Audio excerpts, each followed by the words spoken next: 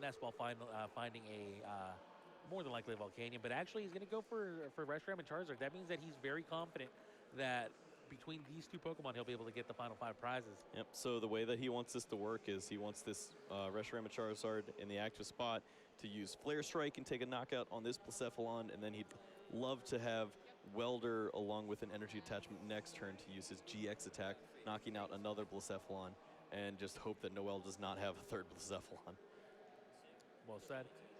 Fire Crystal finding 2 fire energies and putting them in his hand for prizes, and starting to put some pressure on Noel.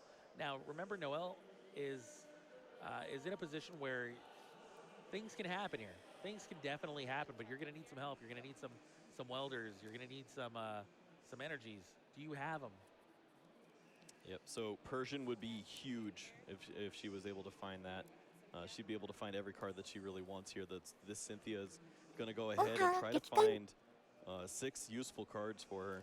Well, remember, it can't find a welder, and that's the issue here.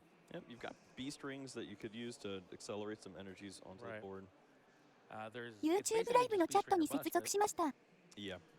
Yeah, oh, well, Persian as well. Yeah, so Persian could go and find multiple Beast Rings, and then you just get there. Right, so Persian and Beast Ring, those are the cards we're looking for. Obviously, cards that'll help you find the Persian. Really big draw here for Noel. Does she find what she needs? We see a mysterious treasure, which is not. We see an Ultra Ball, though? Yeah, huge Ultra Ball. Ultra Ball finding Persian GX, no doubt, and that's going to find any two cards here for Noel. So I expect to see a whole boatload of damage. Oh yeah, for sure. So this is one issue that I had with this deck is the fact that it's so difficult to search out a Persian GX. It's amazing when it gets into play, but getting to this Persian is so tough. You only play 3 Ultra Ball in a list like this. Trying to find it off of a Marshadow or off of a Cynthia can be really tough, but she was able to find the Persian off that Ultra Ball. Multiple Beast Rings are going to come into play now, and this means she can get herself set up for a knockout on the active and even get some extra energies onto play on her bench Blacephalon. This is a thing of beauty right here. When the deck starts really showing off, right? Oh, yeah. We see the Persian GX finding the double Beast Ring. That tends to be the issue with these Ultra Beast decks, is that they don't have the Beast Ring when they need them. But because of Persian, that's exactly what happens. Yeah. And now, it's a very, very uphill battle here for Bert, as he's going to get his Reshiram and Charizard knocked out, and that's 4 energy that accompanies it. So now it's going to be on Bert to have another Welder and another 3 energy to put the pressure back on Noel. That's not easy to pull off despite the large hand. And if Noel only had something like a Marshadow right now, oh yeah, it would all but seal up the game. That would be wicked. So I fully expect Noel to remove all of the energies on the active. This actually leads her... she can actually get in a lot of trouble with this spot because just a Welder can now knock out this active Pokemon. What about just like one on the active, one on the bench? So even if you had the energies on the bench and you did a 1-in-1, you're at least playing around Counter Catcher. Right. If you put both on there, you force the Counter Catcher to, or excuse me, the Custom Catcher to come out and take out the bench Blacephalon. So yeah, I feel like I would rather see a 1-in-1 split. Right, 1-in-1 would have been nice, but at the same time, your opponent still needs a lot of help. It's not certain that that Bert's going to have a return knockout here, and that's just off the back of a Beast Ring. Another thing that could have happened last turn was instead of finding the second Beast Ring, could have found a Marshadow to go with it. Yeah. Would have left 0 energy in play, but would have left your opponent with a 4-card hand and just being very unlikely to. 炎の2枚サイドに残ったのは響きそう。Yeah, it's a lot harder to find that Welder when you don't have cards like Tapu Lele to go and search for it. So that would have been a fantastic play as well. ちょっと重いので再接続してきま。It's easy to say from the caster's desk, right? Oh yeah, there's so much going on. Yeah. We have multiple camera views. And we still get it wrong half. Man, now I believe that's a Guzma that was found with the Pokegear. Yeah, Guzma found with Pokegear, and yeah, I mean Guzma would have put a マーシャドを引いてたのでアフターケアも万全。 Fire energies in trouble there. Oh, but there's a Welder for a single energy? Oh, he needs to find one more. Thankfully, found one off the top. And a Fire Crystal to go with it. But that big Fire energy will allow him to use Double Blaze GX for the knockout. And that's going to be all the energy on the field gone for Noelle. And more importantly, or just as importantly, Bert's going to be going down to 2 prizes, which means a single GX knockout is going to be just what the doctor ordered for Bert to win this match. Now, remember, Persian GX is still in play, which means Noelle is by no means out of it. Yeah, she definitely still has opportunities to fight away. It's just so tough when you see all those energies fall off the board. We see, I believe, a Poipole come down onto the bench. This could be a spot where if you have access to like an Ultra Ball or something like that, or a Mysterious Treasure, you can find a Marshadow, let loose, and then hopefully draw enough of what you need that the person can do the rest. This is so tough. If the B strings were available, then maybe Noelle would have a shot of getting all these energies in play and taking that knockout, but I'm having a hard time seeing it. So am I, to be honest with you. The truth is, Marshadow would honestly do very little when your opponent already has pretty much everything he needs, with the exception of 1 more energy.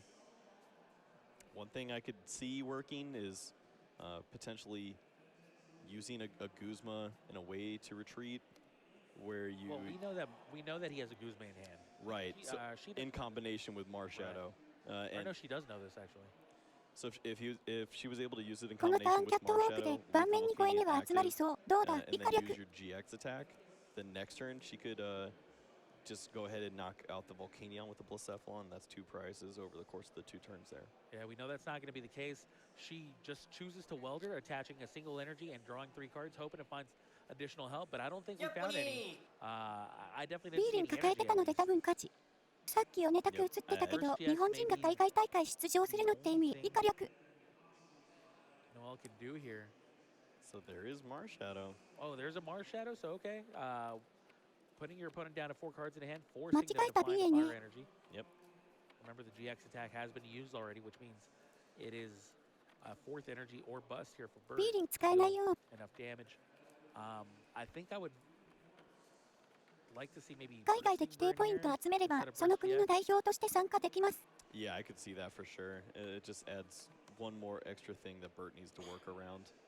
If you can buy some time there with the confusion and burn, then maybe you can get enough energies in play to win this game next turn.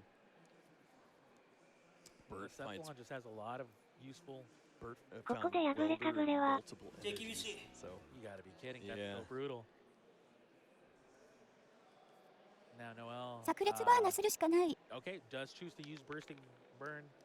I believe the burn is gone, but still confusion there. No Guzma in sight, and with only Welder as your supporter, it means that you're going to be forced into a tough decision. Are you going to go for the attack, or you potentially retreat your Reshiram Charizard? Oh, look at this. He's got the mixed herbs. Wow. So he's going to remove that condition effect. Okay, that's one way to win the game. Mixed herbs, just why not? Why not get rid of the status effect? How powerful. There are very few cards in people's decks. Well, there are very few cards in this entire tournament that allow you to get rid of status without retreating your Pokemon or Guzmaing. That's one of the few that Noelle ran into there. Just unfortunate spot, but just very well played by both players. Great games in games 1 and 3. Some funny games in game 2. Honestly, game 3 is pretty funny too. You don't see a full heal effect coming into play very often to remove the confusion, but here it is. Could you imagine Bert just going like, just how I drew it up? Oh yeah. Playing mixed herbs and attacking for the win. Oh yeah. That it works out really well for him, and he's super excited. So. And that happened off of the Welder, right? Like. Yeah. He did not have the mixed. He had to find it there, and it worked out really well for him. Incredibly fortunate, but at the same time, that's just what happens, and that's what you need to do in order to get to 6-1, which is what happened for Bert here. And Noelle, no.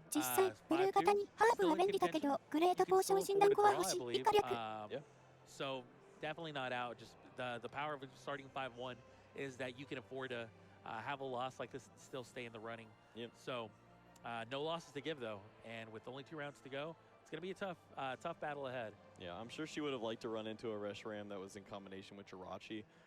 It's a much easier matchup for her, a little more difficult when you play against Volcanion and all those interesting item cards that Bert's able to tech in there.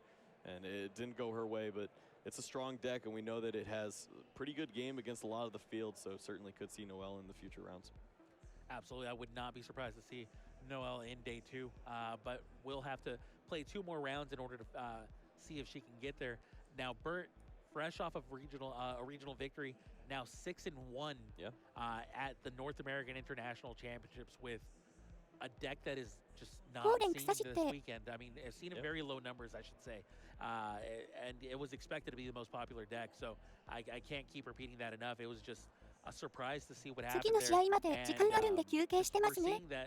これからグレード系統のカード増えれば、ブルーちゃん活躍間違いな。以下略。Coming up to this weekend. Yeah, and he was playing a list that others thought was a little outdated. A lot of players weren't using Volcanion because they thought that they could get a faster engine with Jirachi, maybe use all those switching effects to get Miltank used in there. So we've seen a lot of interesting styles of the Reshiram deck. Goes with Old Faithful, and it works out for him here. So now we know what these 2 players are looking at for the road to day 2. Yep. But day 2 is not, it's not your end goal. You're not just trying to get to day 2 and then going like, all right, well, success. I can sleep in tomorrow. No big deal. We did it. Yay. Top 8 is really what the goal is for these players. Yeah. And in order to do that, every point matters from this point on. Despite being 6-1, Bert definitely still wants to keep winning every match he possibly can in order to have a top 8 at this extremely prestigious but extremely difficult tournament as well. Yeah, he's got a decision to make. If he doesn't see a matchup that he likes, then certainly he could go ahead and take an ID on this next round, get himself locked in for day 2, and then fight it out in round 9. Or he could just keep pushing. If he finds good matchups, he can just get his way all the way up to 8-1, and that's definitely going to help your contention in reaching top 8 tomorrow. Yep. Now remember that is still only 1 match. There are 2 pods of worth of players that are playing right now. So there's tons of players at say 7-0, 6-1 that are in that kind of a position. And I do want to hear what Bert has to say about not only this victory but the tournament here. And that's what we have Anna for. Thanks, guys. Now, how are you feeling coming off stage after that match? You look all smiles. Yeah, really good, really good. I was quite nervous for the match, but it ended up going in my way, so really glad. Really. What made you nervous for that match? I've never played the matchup before, so I was unsure of how to do it. Blacephalon is a very scary deck. It can hit high numbers, can knock out my tag team Jaxes in 1 hit. So I was kind of scared she could knock out 2 and win the game by doing that. So what kind of preparation did you do to be ready to go into that match, and then what worked really well once you were in it? Well, I heard from a friend about how to approach the matchup, and I just tried to take 3 Jax knockouts, take it easy the first game, going with Volcanions alone, and after getting a feel for the matchup, game 2 and 3, I had a different game plan to just activate B-String, but then KO her the turn she activates it, so she can get a lot of energy into play. Nice. Now, what does this mean for your standings overall in the tournament? How are you placed right now? All right, so I'm at 6-1 now. So that means if I get 1 more draw, I should be going through to the next day. So I'm very excited about that, very excited. Yeah, feeling good. And how is that related to your overall goals? What are you hoping to accomplish here at the internationals? Well, I'm of course hoping to win the tournament. But I just take it every 1 game at a time, see how far I can get. But being almost secure for day 2 is very good. I'm very happy about that. Yeah, absolutely. Congratulations. Thank you so much for your time. We'll head back to you, casters. Thank you, Anna, and thank you, Bert, for that wonderful interview. And we just got a little bit of insight into the mind of one of the best players in the world. And the first thing he said was, I've never played this matchup before. Yeah. Completely negating everything we've been saying. He could have watched it on YouTube or something. Just go check out that matchup that Azul played, and maybe get a little feel for it. But I mean, of course, the decks are pretty different in playing that Volcanion style. Sure, and it's one thing to watch it, another thing to play it. Yeah, definitely. Coming from a caster, that's basically what we do. We watch matches, but then the moment we start playing, I'm how do these guys win? But yeah, speak for myself. Extremely proud of Bert to be 6-1 here. And like he said, he's one draw away from making day 2. Yeah. He may well take a draw. He may well just play it out. At the end of the day, it's the world is his oyster, as I love to say. It's risky to play the next round. So if he can find an opponent that wants to ID, of course, go for that. But you really just have to evaluate what your goals are for the tournament. If you want to win the tournament, then you should probably keep playing. If you're trying to just cut, and then if you need this for the points, take your ID, make sure that you're guaranteed locked in. But if you believe in yourself and you think you can get there, do it. Well said. But that, once again, is only round 7. We still have round 8 and round 9 of action before we cut to day 2. So there are still 2 more rounds of a Pokemon trading card game left to play. And that just means more Pokemon. That means more deck variations. And I can't wait to see what's coming up. And hopefully you guys stay tuned to watch it as well.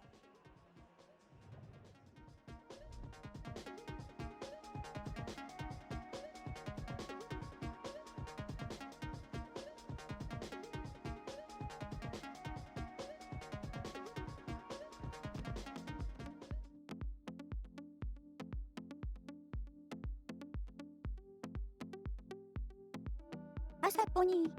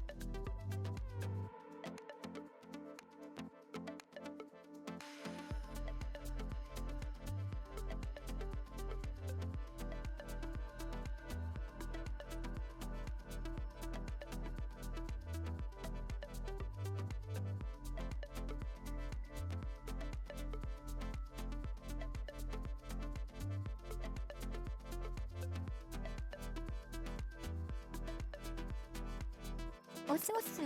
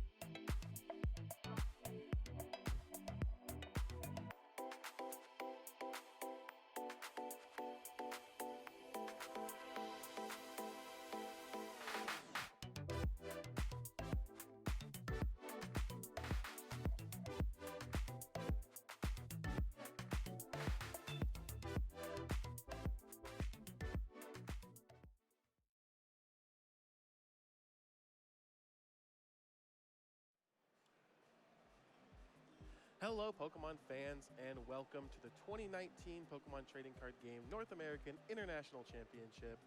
My name is Kenny Wisdom, and I'm joined by Kyle Sablehouse for the very first time this weekend. You just watched our Round 7 action between the two big fire decks of the format. Round 8 isn't quite up yet, so we have a little bit of time to go over some things regarding the tournament both today and tomorrow. Yep. I think we're first going to go ahead and take a look at the format of the tournament.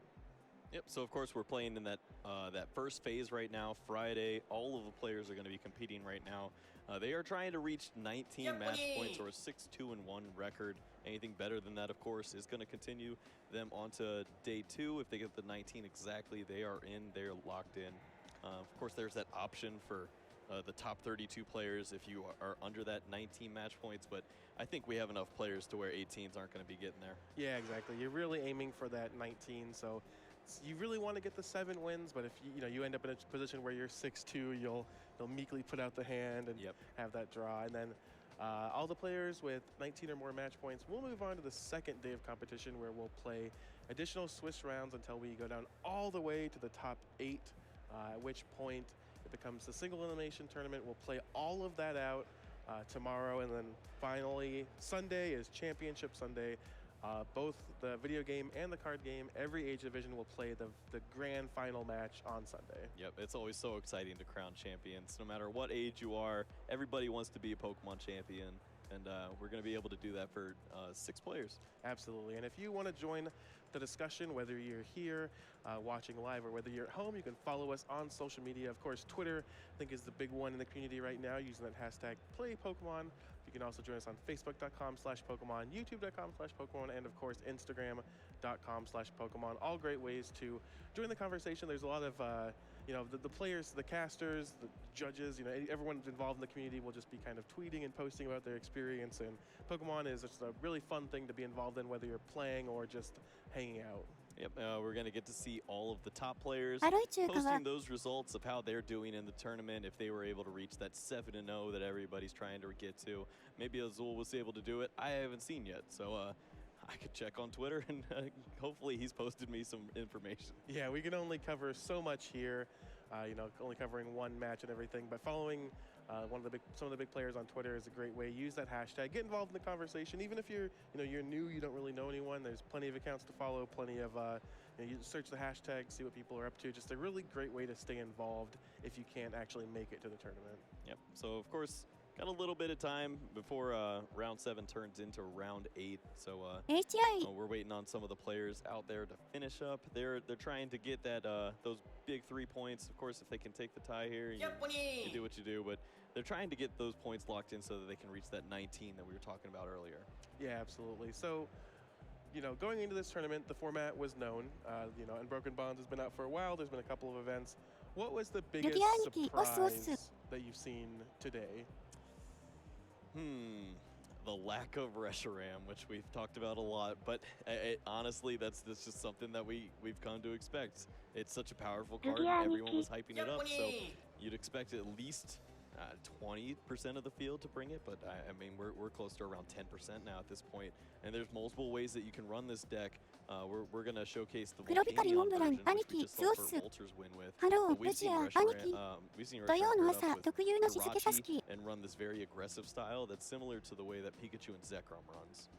Yeah, definitely. I have to agree with you. The biggest surprise for me personally going to this tournament was just the lack of this deck. I did see some players, I know Alex Szymanski wrote an article recently where he said he had like 4 core rules about NAIC, and one of them was that he thought Reshizard wasn't going to be a very good play just because I had a huge target on his back. But usually, like, I mean, you've been around the game longer than I have. Like, typically people say that, and then it's not actually true. Right. So we saw this a lot in the previous year with Zoroark. Everyone's like, oh, dude, you can't play Zoroark. There's so many fighting decks that are coming out of the woodworks trying to take this deck down, and Tord just added some weakness policies and said, I don't care. Yeah, exactly. And, you know, Reshiram Charizard isn't exactly as strong of a card as Zoroark, but I still would have expected it. I mean, I would have expected just people to default to it, you know. It was just, going into this tournament, it was just kind of the big bad. And speaking of Zoroark, we have seen a few interesting versions of Zoroark floating around.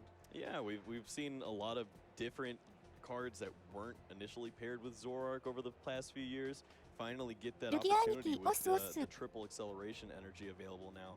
You can find any 3 energy attack Pokemon and with those colorless energies, and now you can start to use that.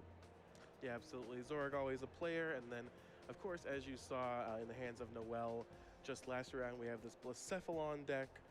She came up a little bit short, unfortunately, but it is a powerhouse deck. You know, in his post-match interview, Bert was saying how it's, even with 270 hit points, it's scary to play against this deck because it's one of the only ones that can actually one-shot you. Yep, we've seen Blacephalon start to add in that Persian GX so that it can find the Beast Rings at the perfect opportunity. If you get multiple Beast Rings into play, you can just flood your board with so many energies that there's definitely going to be extra tag team Pokemon that you can take down. If you can get enough to take 2 tag teams down, you just win the game right there.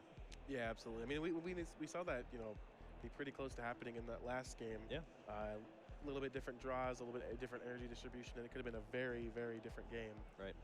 In addition to those decks, we've seen, I think another big surprise, maybe not a surprise, but something I didn't really expect was the Zapdos, just how prevalent Zapdos is. Yeah, it sometimes just sneaks up on you.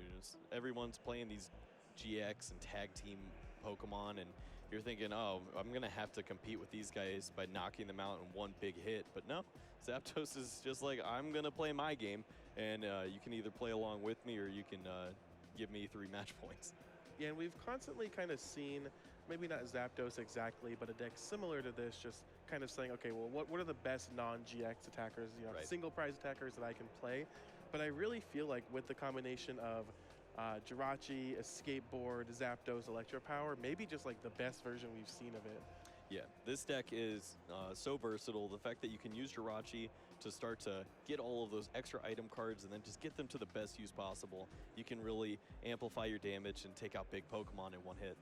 Yeah, absolutely. We've seen Pikachu and Zekrom GX as well. Not really a surprise, but that's kind of rounding out the metagame. Like we said, round 7 is in the books. Round 8 is coming up. We don't quite have the players ready, but we will soon. We're going to go ahead and take a quick break, but don't go anywhere. We'll be back very soon.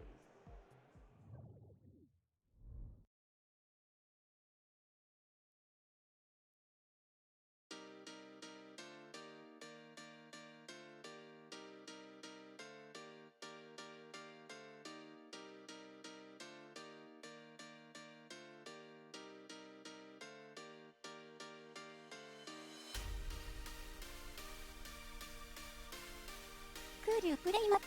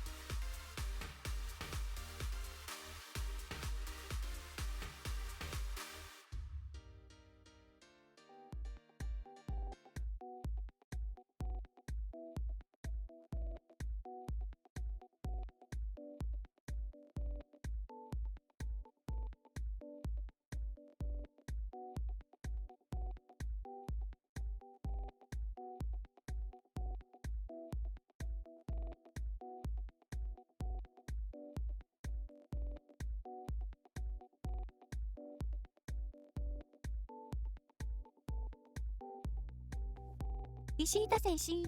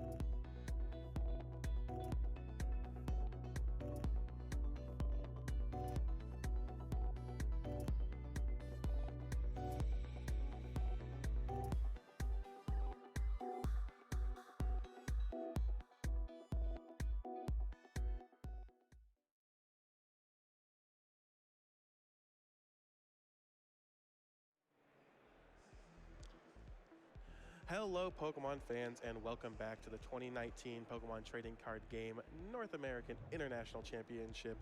My name is Kenny Wisdom, this is Kyle Sablehouse, and we are ready to bring you round 8. We have two pretty interesting decks, two fantastic players. Unfortunately, the players are not mic'd up yet, so we cannot talk about the exact decks, but we will be featuring Hunter Butler and Sam Huff. So you are familiar with Sam Huff. So tell me a little bit about some of his accomplishments. So Sam is a player from Oregon. He's a player from the Pacific Northwest. His biggest accomplishment, and the real one that stands out, is finishing top 4 at Worlds 2016 with the Sammy box, like a kind of Vileplume toolbox deck. Yeah. He's just a really solid player. He's just always one of the thing I like about Sammy is, despite the deck choice today and the deck choice back then at Worlds, is he's very kind of no nonsense about Pokemon. Like, he just believes these are the cards I'm going to play because these are the best ones. Yeah. You know, Groudon isn't a playable deck in Expanded. I'm just going to play these, you know, very powerful decks. And I just think, like, in game, he's just great. He's taken a little bit of time off this year, I think, because traveling is pretty difficult from the Pacific Northwest, as I know. There's just not a whole lot of West Coast events, and also he started college, so he's not. He showed up here. He's you know, doing pretty well. I'm not sure if his record is 6-0-1, 7-0 at this point, but yeah, we'll have to give that a check. You know, enough to make day 2. And Hunter Butler is also a player that has been around. I don't really know his specific accomplishments, but he's played a ton. Yeah. So to go back to what you were saying, Sam Huff is 5-0-2. Okay. So still looking to get that one more win and able to get him into day 2 potential here. He's got 2 rounds to do it. Hunter Butler is 5-1-1. So a win here would also lock him up for day 2 contention also. Yeah, really important to note that both of these players actually need wins. Yeah. You know, ending the tournament, like getting a tie here, getting a loss here would mean you need another win. So it's kind of interesting to always be in this weird position where you're doing so well, but you're just not quite there yet. And the pressure is on 10 times more than if you had just been 0-2. All right, I'm going home. Right. It just feels so bad to go 5-0 or 6-0 and then just fall from grace. So Sam's actually in the weird spot where I guess he could go 5-0-4, but do you want to? Yeah, yeah, exactly. And that is the fortunate thing, I guess, about both of these players, is that they just need a win. They don't need to try and get a draw at any point or whatever. Just one more win. Whoever wins this match will be on to day 2, unless, of course, there's a tie. But it's just, I mean, obviously it's a great position to be. You'd rather be here than, you know, 4-3 or whatever. But it's just always a really, like, intense final rounds where you're just trying to clinch that final spot. Yep. So we're going to have a pretty exciting match for you guys. Very excited to get into that soon. We don't have them ready just yet, but we did get a little bit of a sneak peek at what Sam's playing, and it's pretty interesting. We haven't seen this featured yet. Yeah, so again, sorry we can't say what it is, but I think this kind of goes back to a conversation Jeremy and I had on camera earlier, which was just saying that the really interesting thing about this tournament is that there's been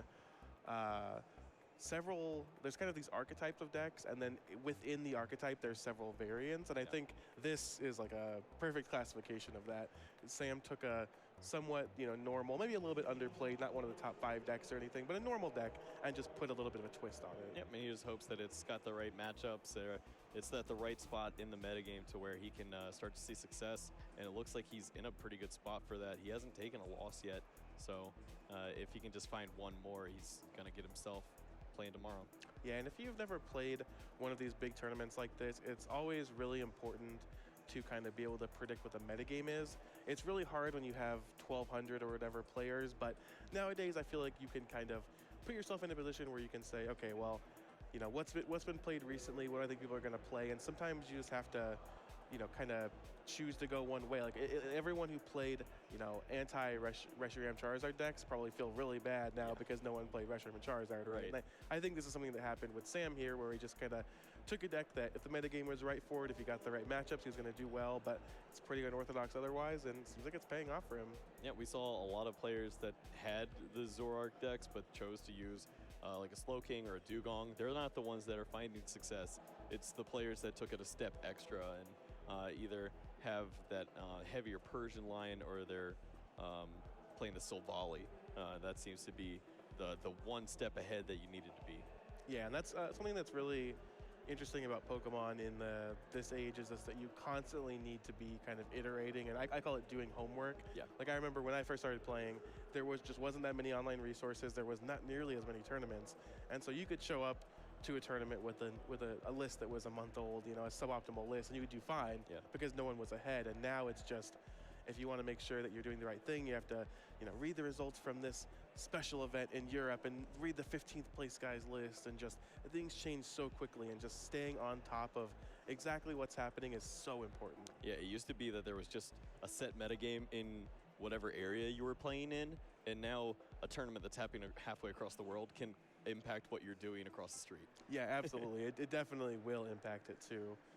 So it looks like the players are going to sit down. We are asking that their headsets be placed on just so we can start talking. You see Hunter on your screen right now, and it looks like both players do have their headsets on, so we can actually get starting to talk about what's going on with their decks. You want to start us off? Oh, yeah. Okay, so Hunter is going to be bringing a wacky deck. He's got that Spiritomb Stunfisk deck, which is a deck that thankfully I've never lost to on the trading card game online, but I've seen it, and sometimes it can do some pretty interesting things. I'm so curious to see how this works against the deck that Sam's bringing.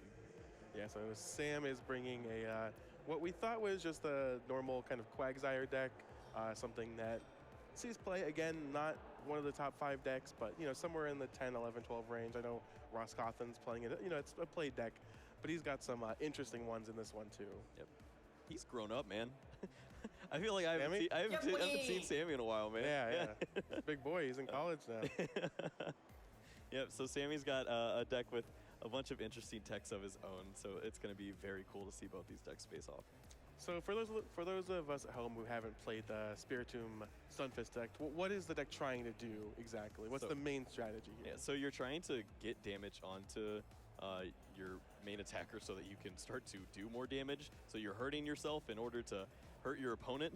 So you kind of just work out a really weird strategy where if you can get enough damage onto yourself, you can start to take some prizes of your own. Cool. So it'll be pretty interesting to see some unorthodox deck styles here.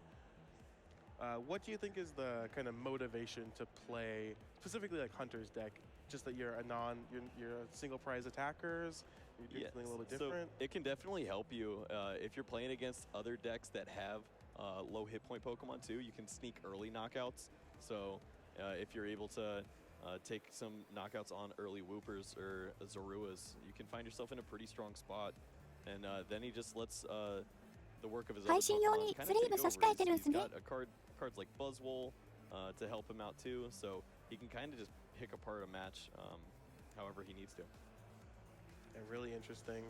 It also, you know, so we were just talking about picking the right metagame, understanding the metagame, understanding what's going to go on and kind of what people are going to play. And it's one thing to go, you know, I think people are going to play this or that.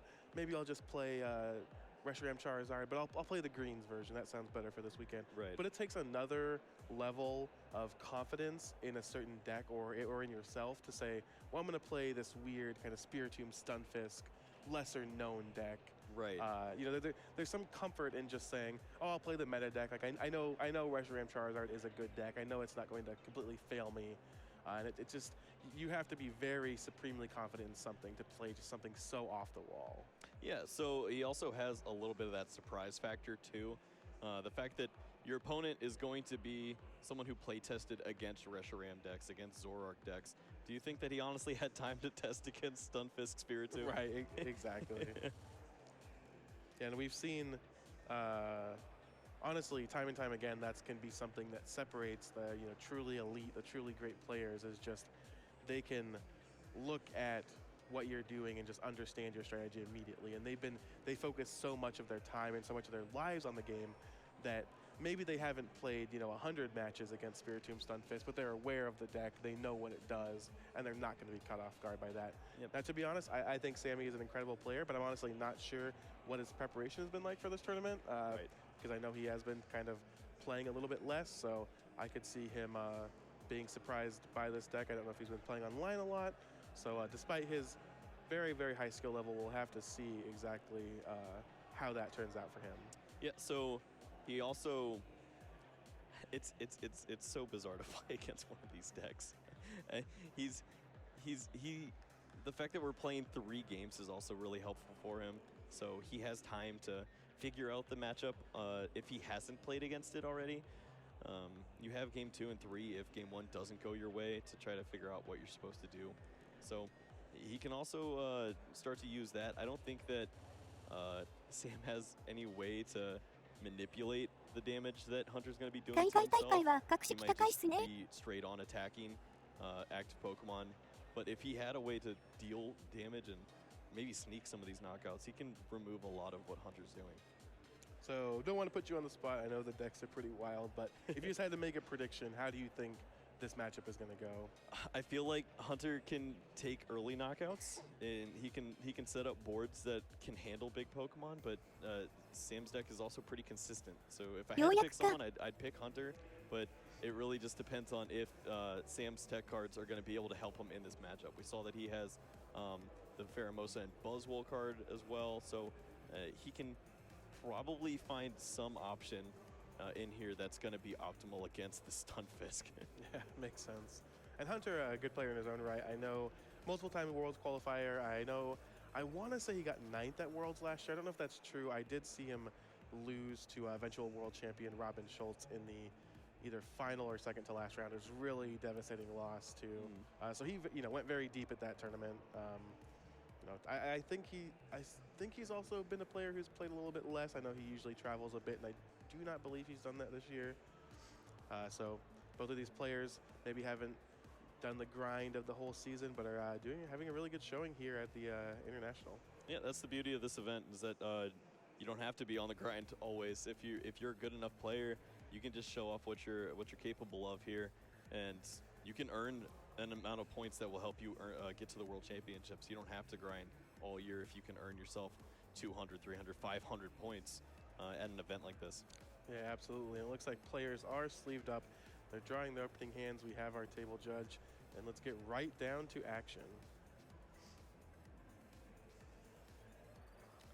I also know these players are somewhat of friends. At least I know Hunter spent some time in the Pacific Northwest, so I wouldn't be surprised if this match is kind of a little bit more fun, a little bit less stressful than some that you've seen on camera. Yep. Of course, you pair it up in a game that you really, really want to win, but lighthearted as always would be nice to see. Yeah, absolutely. I'm taking a look at Hunter's prizes. Doesn't look like anything too relevant. Yep, he's got Electropower in there to juice up his attacks. We also saw Damage Mover, so he can get spicy. Really funny name for a card. Looking at Sam's prizes. A lot of energies. Yeah, 3 energies. We see the Pheromosa and Buzzwole. We see a Suicune GX and an Acerola. 3 of a total 10 energies on Sam's side, it looks like. Yep, that's that could definitely be an issue. And 3 rainbow or multi-type energy as well. It looks like the players are set up, just waiting for final confirmation. There's the handshake, and round 8 has begun. Hunter will play first. There is Stunfisk, and yep, I think we're all in the same boat as Sam going, hey, what does that do? Sam just picking up the Stunfisk, having to read it. There's double colorless. First turn Lily, always what you want to see. Basically, any deck that runs it, putting their hands all the way back up to 8 cards. There's a second Spiritomb hitting the bench. There's a Nest Ball. Hunter playing pretty quickly. Yep. So these Spiritomb do have an ability where they can place a damage counter on themselves. It helps to enrage Stunfisk's attack. He can start to do a ton of damage with Electric Fast, but it just takes a double colorless energy. And everyone's going to take a peek. Yeah, this is pretty cool. We're going to get some readers here. Yep. So Raging Thunder is also a way that you can start to put some damage onto your bench, which is, it seems weird, but in a deck that wants damage on its own bench, you're going to just do it sometimes. Yeah, you got to do it. So after some playing on the bench and an attachment, it looks like we're passing back to Sam, who has a Lily of his own. New sleeve. Classic new sleeve technique. Wow, this hand is so weird. He's got a ton of rescue stretchers, so he's ready for his Whoopers to get knocked out, but is that really what you want to be ready for? He just has to pass the turn. Yikes. 2 Whoopers and a Ditto Prism. There's damage on the Spiritombs. All right, and then Hunter's got to make up his mind here. He's got a Guzma in his hand, so if he wants to target down that Ditto, of course he has that option available to him. ダメージムーバーでバトル上に1個乗せたの Depends か on what he values the most here. His opponents also want an 8-card hand. Didn't play anything after that Lily, so the Marshadow seems like a pretty great choice. Yeah, very, very easy call there, I think, for the Marshadow. Marshadow kind of lets you be able to just play the Guzma and not worry about spending a draw support or anything like that too. Yep. It's a very strong turn here. He's going to be able to take that knockout on the Ditto, leaves Sam with only 4 cards, and he's going to have 2 Whoopers in play against Stunfisks that, I mean, he's already hitting for upwards of 90 damage, and that can even be compounded even further. Absolutely. So great start here by Hunter. Could be even compounded further by the 4 cards in hand. We saw, I think we saw the ultimate let loose in the last round that you cast, where it was just literally turn 1 let loose into a concession. Sometimes it just wins the game. It is such a strong card. And there's a knockout on the Ditto Prism Star. Whooper becomes the active Pokemon. Can't quite make out the 5 cards now in Sam's hand, but one of them was an Ultra Ball, so he does have some outs here. Immediately takes the Dedenne GX. Gonna go ahead and look through his deck, make sure he knows what's prized and what's not. Especially in a deck that's running a lot of one-ofs, I imagine that's pretty important. Yep. To know exactly what you have access to at each point in the matchup. Yep. Honestly, at this point, Sam might be trying to just figure out what his strategy should be. He sees Stunfisk and says, okay, I'm gonna need to get a knockout on this thing soon before it just runs over all of my Pokemon. What's the best option after I grab this Dedenne? Yeah, something you'll see a lot of the top players do. Jeremy and I talked a little bit earlier about is just kind of making sure that you have a plan specifically for each matchup.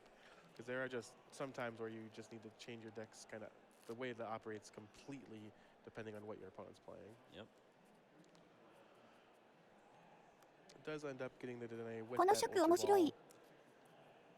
But Pheromosa and Buzzwole hitting the board, and then the Dedenne for a fresh 6 cards, no discard. Yep. So we did see a lot of those grass energy potentially in the discard pile with 3, but he was able to find that rainbow on the last card, so does have an option for an attack, can start using Jet Punch if he likes. Yep, go ahead and use Jet Punch just like on the Buzzwole DX, but hitting the, I imagine it's a fine balance between trying to not put too much damage on your opponent's side of the board without getting KOs, but also realizing that you need to try to win the game somehow. Yep, it can be weird when your opponent wants damage on their field too. We do see Hunter top decks a Lily for the turn, plays down another Spiritomb, and a Cynthia going to reset his hand to a fresh 6. All right, so we know Hunter does play cards like Damage Mover, so he could move some of the damage that's on the bench Stunfisk over to a Pokemon like his Marshadow. He can use his Spiritomb's ability, get more damage into play. All of his Pokemon on his bench would have damage on them, which means that his Stunfisk would be hitting for 150 damage. He has amplifiers like Electropower that he can use, so it's not surprising to see a lot of damage come down early and often from the Stunfisk. Choice Band as well. This little Stunfisk that could. He's doing work, and the Shrine of Punishment as well is just going to start chipping away. Electropower too. So let's see, we're doing 180? I'm glad we have a number scientist. Yep. Yep, looks like it's going to be 180 damage along with the 10 extra from the Shrine of Punishment. Dedenne's going to get a little bit of that too. All that from a little Stunfisk. 2 big behead GXs. Job well done, Stunfisk. Each of your Pokemon with any damage on it, so the active as well is included in that. So it's 210 plus 10 from the Shrine. But guess what? Max Potion doesn't care. Max Potion just gets rid of everything. Oh no. And no other plays by Sammy. Just going to take some Shrine of Punishment damage and pass the turn. That's so tough. Imagine if he has a Zebstrika and he can just start to get through his deck, maybe start to see some of his attackers that he wants here. Instead, エネがなくてマッ he just シ has が to 置 pass the 物に turn, なっ and てる。 he knows he's going to take another huge attack from the Stunfisk. Yeah, that's so disappointing when you see a turn like that. I mean, and Hunter's in a position where he doesn't really have to make many actions. You know, he's just adding some damage here or there, maybe attaching energy, but Sammy really needs something to push through here. Yeah. もったいな What a い。 cool deck. もう1枚 Yeah, 満 it's タン really あっ awesome た to。see like a weird rogue deck at this level. Well, we see Max Potion galore from Sam, but what's it really accomplishing? He's just buying more time for himself. Yeah, traditionally, you know, a card like Max Potion can be used well when you're kind of getting an advantage too. You're saying, all right, well, your last turn didn't matter, and now I'm doing this. But Sammy's just doing the first part of that, Right. not actually changing anything. And he's even just, 月の輪 I guess he was randomly taking damage off the Shrine of Punishment. And he has another Max Potion in his デ hand. ブライカ使うなら So 満 he's タン just 3枚使い gonna 切ることに slam な it るね。 there. He'll pass the turn. Actions on Hunter. I imagine Hunter still doesn't really have much to do. You know, playing Ultra Ball, immediately fail it. Doesn't even want anything. He's got everything he needs. Yeah, bench is full. He has he's fully set up stun fists ready to attack. Yep. Guess he used that Lily as well, so can start to add a few more damage amplifiers into his hand, maybe another damage mover, something to 厳しい help ハン him ドを work on a different attacker after he knocks out this Pheromosa Buzzwell, which you'd assume has to fall soon. It's already seen 3 Max Potions. Yeah, it looks like it might this turn as we see Sam hits a Cynthia, so now maybe not going to have the heal option. I don't know how many Max Potions he plays, but is going to see 6 new cards, so maybe he can actually start to advance his board a little bit. Yep, looks like he does have the 3 Max Potion there, so all of those have been used. He's removed 600 damage, but what's it got him? Yeah. And the 6 今 cards. 右ベンチ埋まっててネスト使った Oh, I thought that communication was another Max Potion. We do see the Zeb Striker here, so that's going to be something that'll help ensure that Sam doesn't get in the position that he was あ、 earlier. ニコニコ切れましたね。 Going to be able to drop to 4 anytime. Got a little glimpse of Electrode.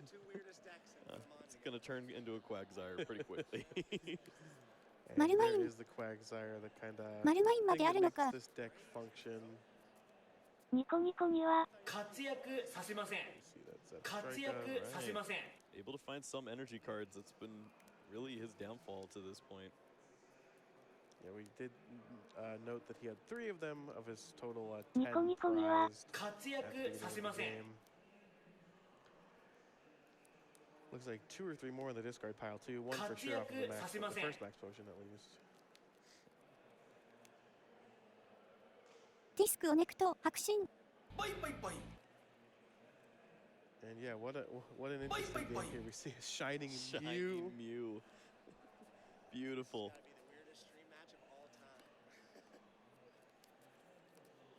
Shining Mew does occupy the last bench spot for Sam. There's a rainbow energy on it. Go ahead and move it Hikaru Mew on kun. over. Put the Shining Mew in the active position. He We said, got another reader here. Can I join that team? Because there's a lot of interesting Pokemon coming into play. There's a lot of things going on here. There's the Shining Mew. So that's just going to help him accelerate a little bit. Gets to get 2 energy cards. Don't even have to be basic. And just attach them however he likes.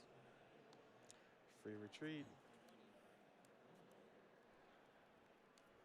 So he レイ does ンボーを have 押し流す 月輪を押し energy on 流 the すいい Looper 流れ and っ on す the ね。 Quagsire now. So even though he missed it for a few turns, he has kind of undone that at the sacrifice, I guess, of having that Mew in the active. Yep. So Cynthia from Hunter. yeah, Hunter's gonna keep fishing. It looks like he wants a little more to work with here. I don't really know what he's looking for. I mean, I guess at this point, just damage modifiers slash when these stun fists get knocked out, he wants to replace レ them. インボーつ Yeah, いてれ I ば feel 逃 like げ he's れは also probably gonna start looking for cards like Guzma. Having 3 prizes just sitting on the bench there with that Pheromosa and Buzzwole, you know that he wants to find those all those cards later on. Yeah, speaking of prizes, Hunter has knocked out the Mew, goes down to 4 prizes rather. Also got to put that clutch 10 damage onto the Mars Shadow, add a little bit more to his overall attack power. The Stunfisk now would hit a GX Pokemon for 210. without damage amplifying from the hand. On a basic with a double colorless. Not bad. Not bad at all. And we're seeing, I mean, this is kind of a cool thing to see just to feature at this point in the tournament because it's just showing you a bunch of cards that you might not have seen a lot before. You know, it's not the same old Reshiram and Charizard, Pikachu and Zekrom. We're seeing a lot of cool innovation and fun. 榊の追放まで入ってるのか。 So action is on Sam here. There's that electrode. Once again, Hunter's going to go ahead and take a look at that.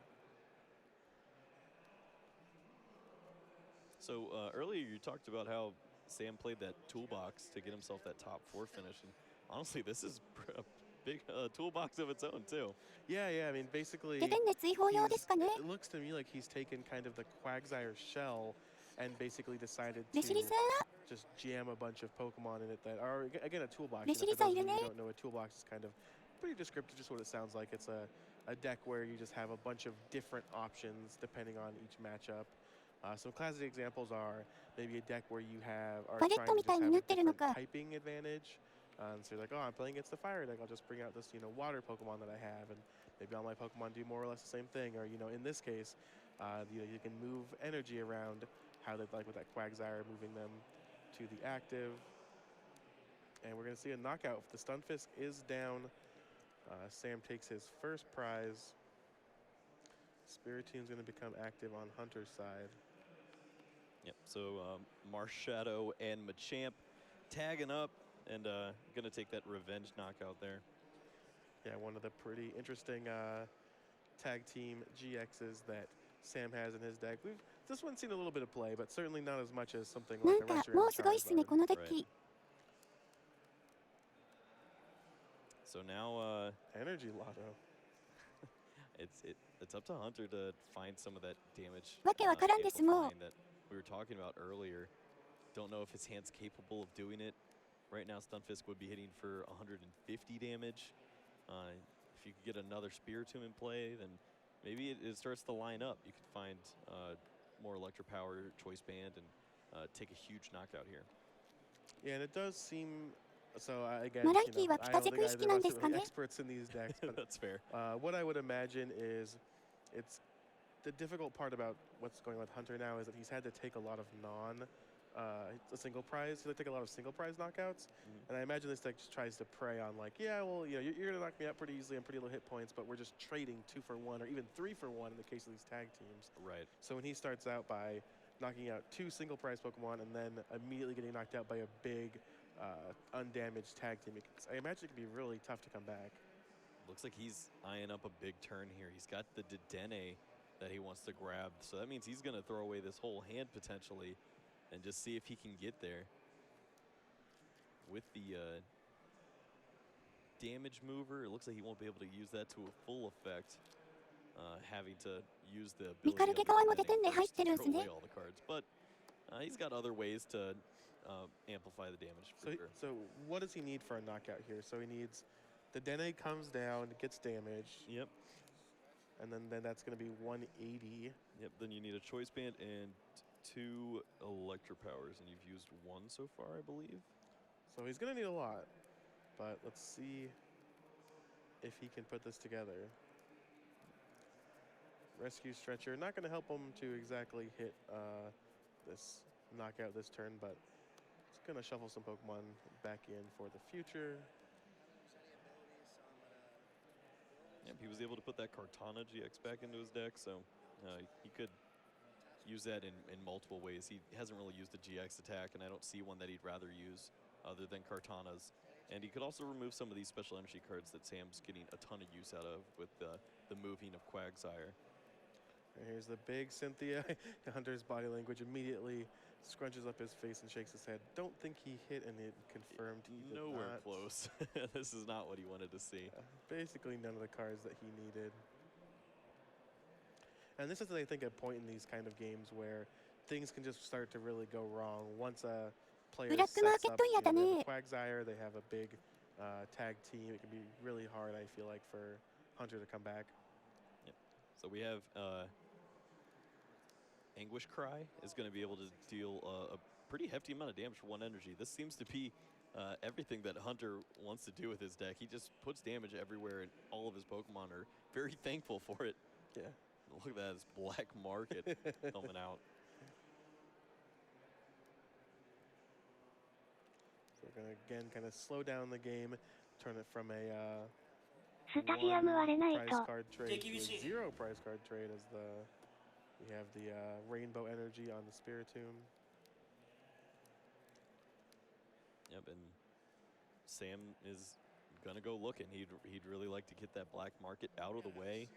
He'd love to be taking some prizes because you don't want to just sit there and let a non-GX Pokemon hit you for 2-hit potential knockouts.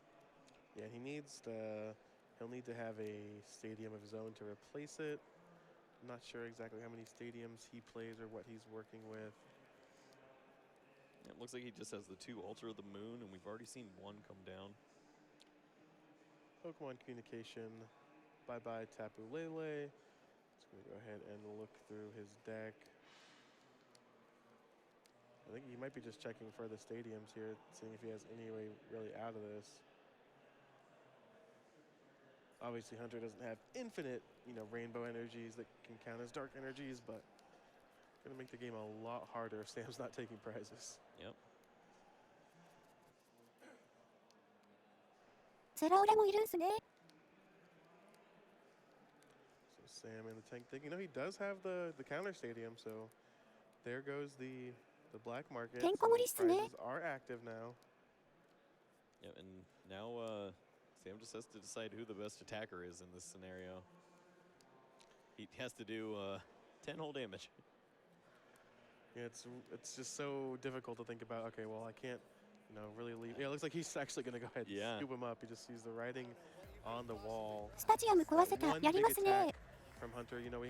I had some doubts about whether Hunter could kind of get back into the game, but all he needed was to just put enough pressure on those tag team GXs, and that really is the downside of the 3 prize attackers when you are 降参したか。 when you're playing 1 prize attackers, where it's just saying, well, しかし、 I got ダ to メ hit a み little たい bit です early, ね。 and now, hey, I just need to knock out 1 of these things. Yep. So I feel like honestly that matchup is pretty difficult for Sam, but it could have gone a lot better for him. He had to use all those max potions early in the game, and if you can remove some of that damage, then you can start to work in a way for a tag team Pokemon to win against single prize attackers. You just kind of have to get full use out of that max potion each and every time. So if Sam is able to set up scenarios マッシ like ュで2 that, 枚 if 抜 he's き able でき to そうだ find った those け as ど the 間 right に合わないか。 opportunity, maybe find that early 今何回 Zabrika, 戦ぐらいですか？ he can start to go through his deck and show the true マッ potential シュ分見 that せ it ちゃった has. からなかなか Yeah, ね。 definitely. You really 8。 need to make use of every one of your cards, especially something like Max Potion that can just really buy you turns. You never want to have the desperation Max Potions like Sam did, where it was just Max Potion pass, and who knows how that game would have turned out if Sam would have made 10 more game actions on those turns. So we just see the 1 max potion in the prize cards for Sam there, and only 1 energy, so much better for him. Looking over to enter that black market, Electro Power, Stunfisk. Yeah, you can work with that. That's not too bad. Not too bad at all. All right, game 2. Both of these players trying to have a run at day 2 here in Columbus at the North American International Championship. Sam going to need to win back-to-back games. Hunter just needs to win 1 of the next 2. Just under a half hour on the clock, and let's get right down to it. Pheromosa and Buzzwole. If Sam's active, he'll be first, of course. Looper. Says, hold up. He just drags every card that's been played. What a fun game. Yeah, this is awesome. I mean, it looks like Sam is taking フェロマッシュスタートいいっすね。 the second copy of it. またフェロマッシュスタート。 That's where he needs to be in this matchup. Wow, even found the beast energy too. Getting to modify your damage like that, you can really start to てか、2 get 枚い some たのか。 important damage onto these stun fits. Maybe if you can get a jet punch and then Guzma and a jet punch, you can take multiple knockouts pretty early. Yeah, it's functioning very similarly to how the old Buzzwole GX decks would function versus these single prize attacker things. Jet punch is just so huge, especially with that. ビーストエネは強いっすね。 On Hunter's side, we have a Stunfisk, both in the active position and on the bench. I imagine a lot of the play patterns for Hunter are going to be very similar. Just I'm going to play Spirit Tombs and Stun Fists. I'm going to play Electro Powers when I need to. Not really a whole lot of moving parts and options in Hunter's deck. Yeah, and it looked like Hunter does have a pretty solid hand to get where he wants to go. Saw energy for the turn, as well as I believe a Lily, so he should be able to play pretty decent amount of cards here. 両方日本で見ないタイプのデッキだ。 where he wants to be. チェッパ2枚抜きとビーストゲームで圧力かけたいっすね。 Yeah, Shrine of Punishment into 3 targets for it on the very first turn is pretty big here. Double colorless onto the Stun Fist. ミカルゲマッキョも大木戸の新サポート使えそうな構築。おはようございます。 One extra card. It can't hurt you. So, gonna go ahead and get that extra card off the Lily. And he's hoping to find more Spirit Tomb, and he does find that Nest. オスオス、これは今何回戦ですか？ Seems to be kind of what makes the deck really work here. 8。 The only kind of consistent turn-by-turn way to put damage onto your board. Wow, even has an Ultra Ball too, so he can get a third Spirit Tomb if he so chooses. Yeah, 100 ミカルゲマッキョまさこでセッティングできますね。 But he has the Ultra Ball, another double colorless in case something goes wrong. Yep. Oh wow, look at that! He's got the Kartana. Wow. Kartana GX. Gonna come down here. Hunter just taking a moment to look through his deck. It looks like he might take that Mark Shadow instead. It's tough to call. He has a good enough hand for the following turn. He has energy, he has the Lily, he has cards that he can play like the Choice Band, so don't really need to work on your hands, but if he's worried about his opponent's hand, he could use that Mar Shadow. Looks like he's going to take the risk. He says, it's just one extra card for my opponent. I'd rather just remove that Beast Energy and make sure that no wild shenanigans with Guzmas take out all of my Pokemon. I think that makes a lot of sense. I think that's kind of the safer play. That Beast Energy is such an important card, and being able to just commit a card to the board to just immediately get rid of it for basically no cost seems really important. Yep. He also has that Shrine of Punishment in play, which is going to damage his own Kartana. So he's going to help his Stun Fist without really having to do anything. The combo. it's going to work out pretty well. Of course, all these guys need to take damage, so hopefully we catch all that. I'm sure Hunter has been in this position many a time. Yeah. He's like, oh yeah, mine too. Oh no, my Kartana took a damage.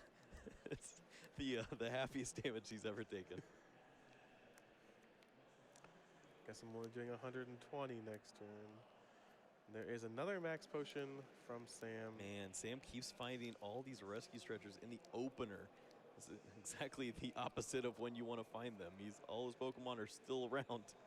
Drawing the wrong half of the deck is Sam Huff.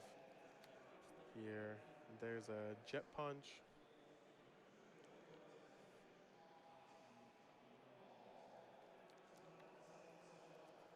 No knockouts, just some spreading of the damage around. Thankfully, not hitting anything that didn't have damage on it already. As you see that completely untouched Absol. Yeah, that would have been a choice. See an Energy Lotto here. And a miss. Honestly, he might have missed even if he found something. Yeah, sure. He wants to draw more cards with his Lily. Yeah. クズマ入れ替えに切ってるの強いっすね。 When you have 2 double colorless on the board.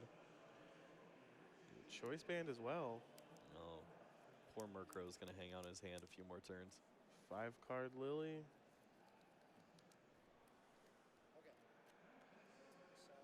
It's got that damage mover, so can start to move some of that damage onto his Absol. All these Pokemon are damaged now. We're talking big numbers at this point. 180 plus 30 with that Choice Band. You also get the Shrine damage, so getting really close to dangerous 裏見た目しないと火力でないけど、しないとフェロマシを倒せない。火力。 That's a good turn. Yeah. It sure is. Sam has already used one max potion suboptimally. Not really up to him. He's just drawing these awkward cards. Does have Acerola in hand, however, so could get a lot of use out of that. Yeah, Acerola seems like the one that you're kind of more willing to use just willy-nilly, just because you can actually advance when you're doing that. Get back the energy, actually attack again. ベンチバリアないんですね。Just his body language seems pretty frustrated. It's fair enough. I mean, he built a deck to counter the meta, and then he ran into this. This flattened fish is running over him. Considering where to drop that energy. 戒めてダメ感のルーから GX 採用してもいいってのが発見だ。And yeah, just a hand of switches and rescue stretchers. Does have a Guzma. Looks like he's considering where to play that, if at all. Yep. So the Guzma is a little bit of a risk. Your Pheromosa Buzzwole is going to take a ton of damage, but you could always Acerola on the following turn. It's not like it's going to get knocked out from the Shrine of Punishment damage. マッキョ君の火力バカにできないですよね。Damage onto these Spiritombs and try to knock them out over the course of multiple turns with the jet punches. Yeah, I guess if you're going to actually win this game, it's going to be eliminating the free damage sources from Spiritomb, because there's not, besides committing a Rainbow Energy, there's not really other ways you can just randomly add damage, damage mover, things like that. But it's just so risky when you have to go Guzma. I'll switch back to my 210 damage or 220 damage Pokemon. I'll take another damage from the shrine. Your go. And Hunter inadvertently teched for the matchup. He's got damage mover, so anytime a jet punch lands on a Pokemon he doesn't like, he can just throw it somewhere else. Yeah, exactly. And I think we're gonna see that soon. He's like, oh, what?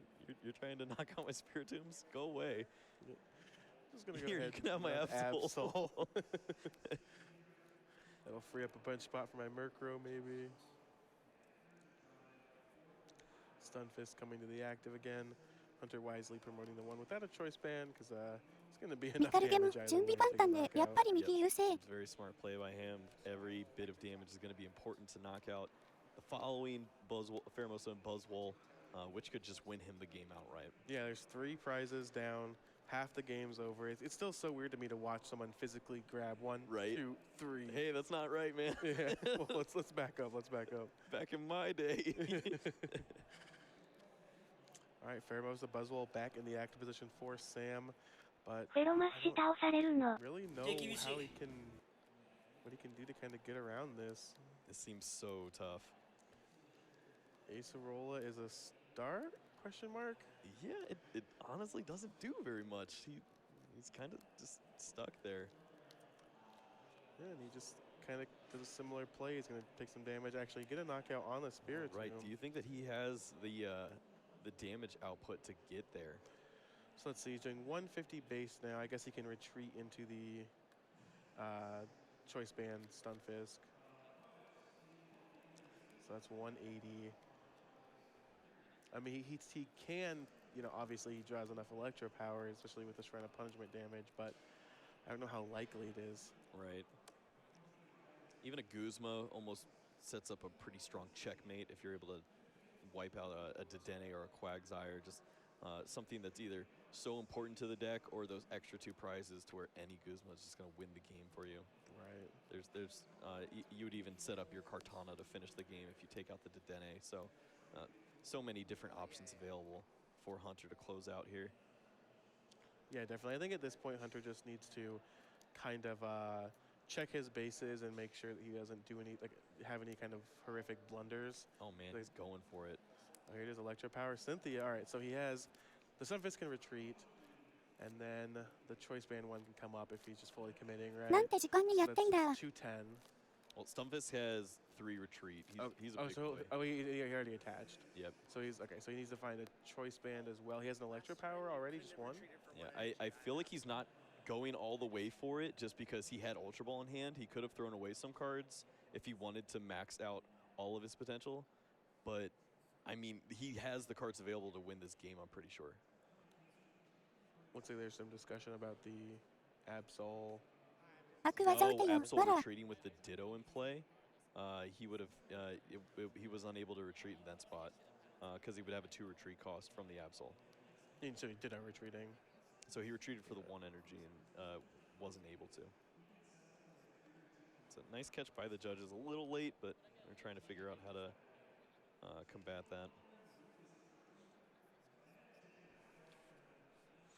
I don't really know what happens アブソレいるのに前のターンにメタモンに1エネ張って逃がしてたイカ略。なんかトラブってる？ジャッジと揉めてますね。